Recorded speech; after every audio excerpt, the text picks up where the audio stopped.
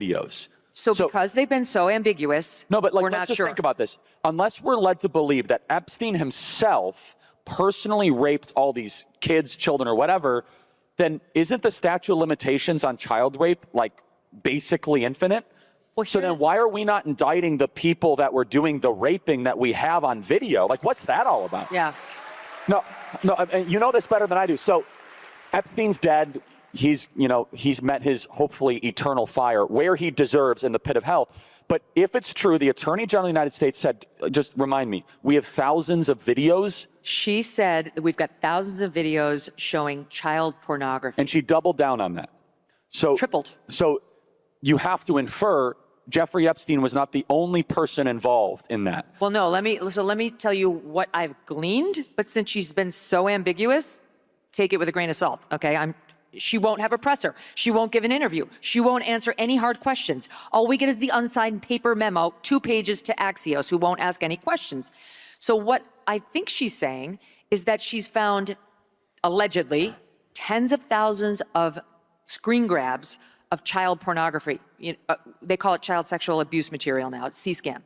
And that's what she says they found on his hard drives, like he was into this form of porn, like off the internet. But separately, they say he had at least 1,000 victims, like of his. No, okay, so but 1,000 victims, unless we are to believe he personally was after every one of those victims, there has to be some other bad guys still alive that are powerful that did something to these children.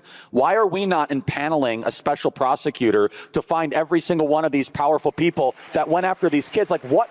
Why are we putting up with this? Yeah, I don't know. And I think you'll find out. Am I understanding this correctly?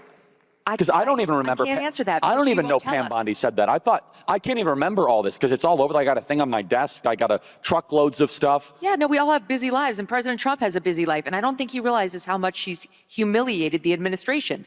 This is a self-inflicted wound. She caused it. Again, I have nothing against Pam Bondi, but if you want to look for the villain in this story, we have found her. Yeah, it's not Trump. It's Pam Bondi. That's the real villain here. Please don't yell at Trump. I love how much they are trying. The outsiders and the media people whose job it is to read the room recognize how angry people are, okay, in the base. So Trump doesn't want to let go of Pam Bondi. That much is clear. That's precisely the reason why he made that statement about guys and sometimes gals, please don't yell at Pam Bondi, right? But the media people understand that they have their own careers. They have their own careers outside of the Trump administration. They also require a steady, they obviously play a formative role in dominating the conversation, but this is a piece of discourse that's not going away, and they recognize that, which is precisely the reason why they're like, come on, give us something, fire somebody in the admin, otherwise it's not going to go away. All of these conversations that they're having is actually for one guy and one guy only. This is not for the audience that's in the room. This is for Donald Trump. Okay, this is for Donald Trump. They are saying, give the people a scapegoat because otherwise you're cooked. You are not going to be able to solve the situation with your endless charisma. Okay?